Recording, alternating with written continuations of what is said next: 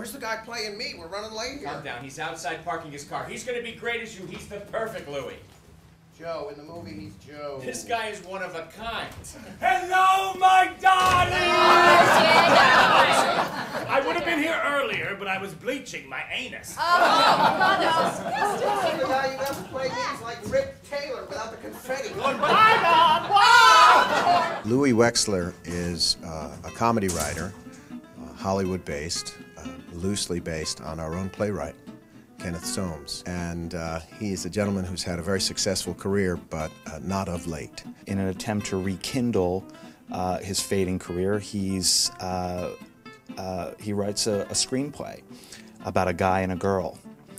And his agent, his beloved agent, encourages him to write the real him. He's a homosexual man. He changes it to two guys, and mayhem ensues. Well, the play's written by Kenny Solms. There's this amazing background. He's a great comedy writer. I mean, he wrote all these great Carol Burnett sketches and all the specials that I grew up watching. And it's pretty much from a play taken from almost from his background. He's one of the funniest men in Hollywood. I've known him for years and years, and you can't be in his presence and not have a good time. And so this is what this show is about. It's about having a good time. I think when you hit a certain age, 65, let's say, you do start to think about the real things in life. Why can't I do this? Why haven't I grown up yet? Why? I'm 65.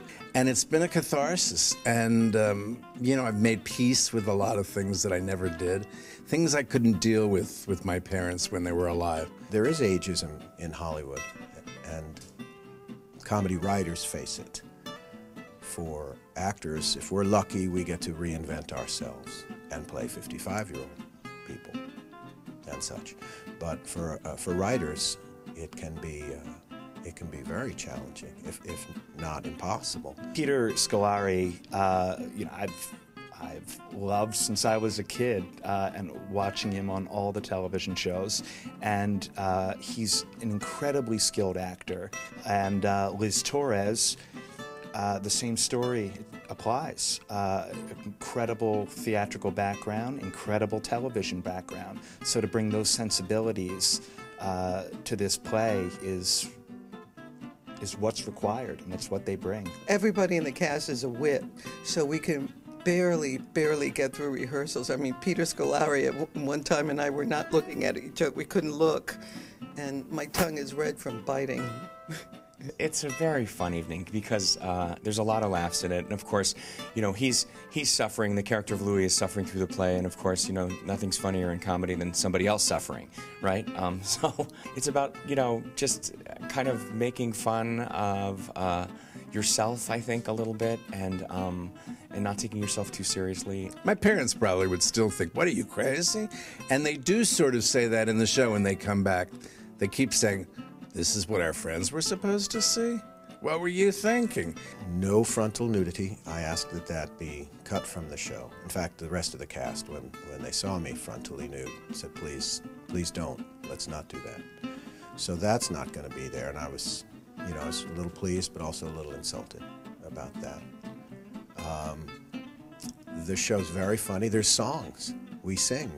We dance, we laugh, we cry. I think people will relate to it. Everyone has mothers, everyone has fathers, and everyone grows up. So I'm looking forward for you to come see it. Sometimes you make me sick. Oh, sometimes you said, so other times You're a child. Life goes on whether you want it to or not.